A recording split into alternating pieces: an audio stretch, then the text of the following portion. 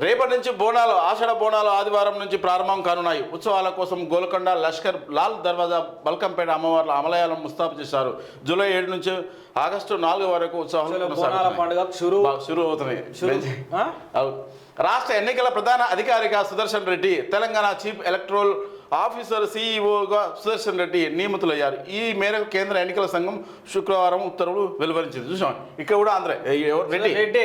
ఇక్కడ ఏమైందంటే రెడ్డిల వర్గం మొదలైంది. ఇక్కడ రాష్ట్ర ఎన్నికల ప్రధాన ఇక్కడ రాష్ట్రం నుంచి 3 పంపిస్తారన్న స్టేట్ కి. అక్కడికి వాళ్ళు ఏం 3 రెడ్డిలు పంపించినా ఇంకేమైనా పంపించినా తెలియదు.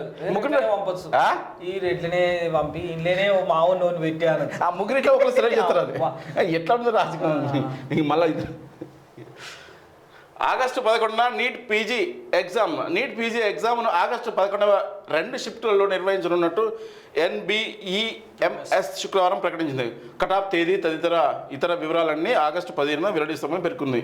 ఆగస్టు 15 అంటే పోస్ట్పోన్ అయ్యి మళ్ళీ చేస్తుంది. నైని బ్లాక్లో సింగరేణికి అటవీ అనుమతులు. ఫారెస్ట్ క్లియరెన్స్ ఇచ్చిన ఒడిశా సర్కారు సింగరేణి బొగ్గు ఉత్పత్తికి తొలగిన అడ్డంకులు హర్షం వ్యక్తం చేసిన కేంద్ర మంత్రి కిషన్ రెడ్డి. సంతోషం, ఎందుకంటే మనకే వచ్చినాయి ఈ నైని బ్లాక్లో సింగరేణి అటవీ అనుమతులు. 5 ఎకరాల 10 ఎకరాల Rythu Bharosa కటాఫ్పై cabinet sub committee భేటీలో చర్చ. సాగులో లేని భూములకు ఇవ్వొద్దని నిర్ణయం. ఈ నెల 11 నుంచి రైతుల అభిప్రాయాల సేకరణ. 16వ తేదీ తర్వాత మరోసారి భేటీ కానున్న సబ్ కమిటీ. కౌలు రైతుల గుర్తింపు అధికారుల నుంచి సూచనలు. Rythu Bharosa కటాఫ్పై cabinet sub committee భేటీలో ప్రధానంగా చర్చ జరిగింది. స్కీమ్ విధి విధానాల రూపకల్పన కోసం ప్రభుత్వం ఏర్పాటు చేసిన cabinet sub committee deputy CM Mallu Bhatti Vikramarka అధ్యక్షతన సెక్రటరీలో శుక్రవారం భేటీ జరిగింది. ఈ సమావేశంలో సబ్ కమిటీ సభ్యులు వ్యవసాయ శాఖ మంత్రి తుమ్మల నాగేశ్వరరావు, ఐటీ మంత్రి దుద్దిల శ్రీధర్బాబు, రెవెన్యూ మంత్రి పొంగులేటి శ్రీనివాసరెడ్డి పాల్గొన్నారు. ఒక రైతుకు ఎన్ని ఎకరాలు ఉన్నప్పటికీ 5 ఎకరాల వరకే రైతు భరోసా ఇవ్వాలా లేదంటే 10 ఎకరాల వరకు ఇవ్వాలా అనే అంశంపై మంత్రివర్గ ఉపసంఘం సీరియస్గా చర్చించింది. ఇది చేయండి, మీరు ఏంటంటే ఇక్కడ 5 ఎకరాల వరకు ఇవ్వాలా, ఎన్ని ఎకరాలు ఉన్నా 5 ఎకరాల వరకు ఇవ్వాలా అంటుండే కదా. అందరికి ఇచ్చేయండి అది.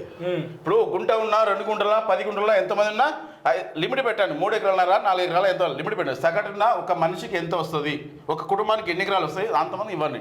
ఎందుకంటే ఇప్పుడు 2 గుంటలు ఉన్నాయన్న ఒకరికి ఒక రైతుకు ఒక 10 గుంటలు ఉంటుంది.